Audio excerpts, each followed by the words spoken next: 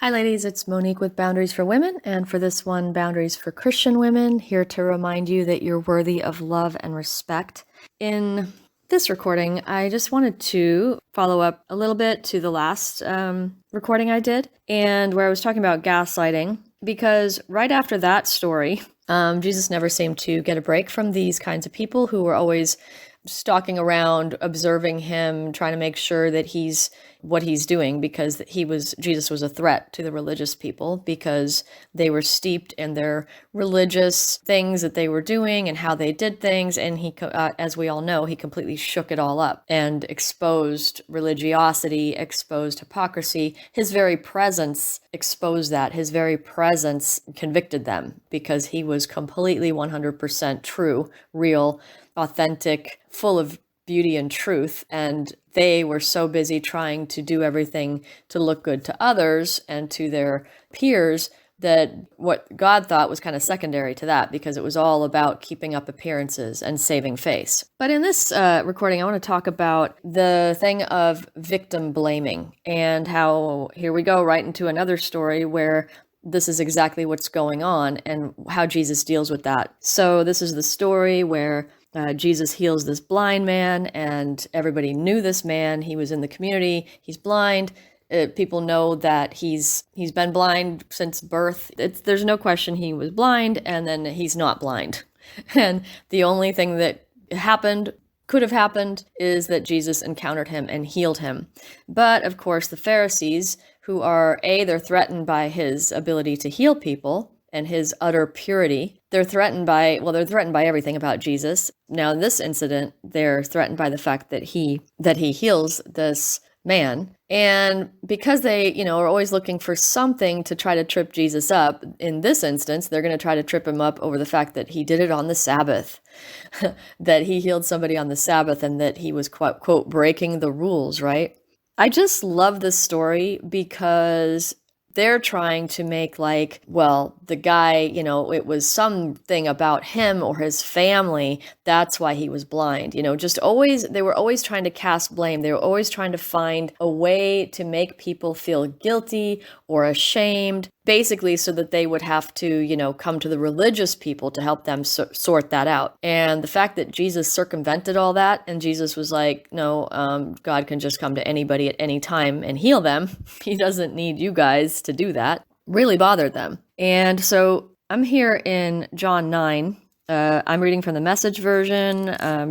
I like this version, but I have a lot of other versions I use, but just for this sake, I'm just using this one. So, they come to Jesus and they're trying to now argue with him about, that he did it on the Sabbath and how could he do that? And it's really amazing because if you go down to the middle of the text, not only are they trying to call Jesus out, then they're trying to call the blind man out. They're trying to argue with him, and they're just, they just don't know what to do with this. It's really amazing because they're basically confused because on the one hand, they know that healing is God's work. On the other hand, they're like, yeah, but he did it on the Sabbath, so therefore he can't possibly be a holy person. He can't be God. And so then they're questioning the man. And Jesus says to them that basically it's not the man's sins and it's not the parent's sins. It's nobody's sin that put him in this position of blindness. That basically the very reason this man had this was so that God could show his glory in healing him. This is so beautiful. But what's so amazing is the fact that Jesus goes to the man. The fact that they cast him out, they literally cast this man out of the temple because he was basically a reminder to them of something that they couldn't pull off. Like, he's been there all these years. They couldn't bring healing to him, clearly, because they were constantly, all they thought about was making people feel bad. And so then when Jesus heals him, that's just a bit much. Plus they think Jesus must be a sinner to heal on the Sabbath. So they cast this man out. So now he's healed. He's been an outcast all his life because of his blindness. Now they want to cast him out because he's been healed. So this guy just can't win with these Pharisees and these religious people. But the beautiful, beautiful thing is that Jesus went after him. It said, Jesus heard that they had thrown him out and went and found him.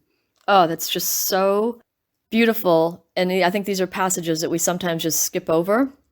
Oh, we just read them quickly, but think about that for a minute. Like they had cast him out and he went after him. He went and found him and basically said, do you believe in the Son of Man? Like he went after him to make sure that this guy knew that even though the religious people had cast him out, he was not cast out by God, and it was not his fault that he had this prior to his healing.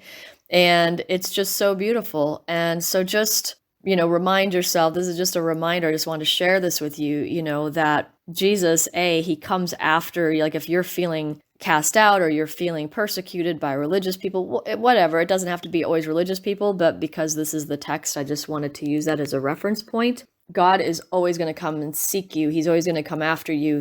Even if you've been, treated badly, Jesus is always going to come seeking you. He's always going to come and want to find you and comfort you and remind you that you belong to God. No matter how somebody else treats you, no matter how somebody tries to make you feel guilty for the good things God does in your life, Jesus will always come seeking you, and he will always want to comfort you and always want to restore you and just remind you of who he is and who you are to him and who he is to you. So I hope this is encouraging, ladies. I'd love to hear your thoughts if you've come across this passage and been equally blown away.